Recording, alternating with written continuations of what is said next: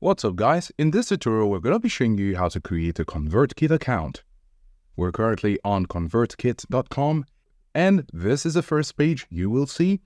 Now in order to create an account, we just need to go to the top right area where we have sign up for free.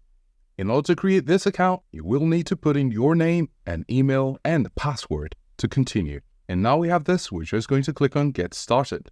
Now you could decide to use any option, so we're just going to select no, I'm just getting started, and continue. You also see on the left sidebar that this is the second stage of 4. So we're going to go ahead and fill the rest of them. And here you're going to put in your business name and click on continue. And after putting your business and brand name, you can also put in your custom domain and click continue. Now you can go ahead and select 3 of any of these options. And we'll click on next. Now what is your expectation to have with ConvertKit? You will select it from these 3 options. After which, we're going to click on continue.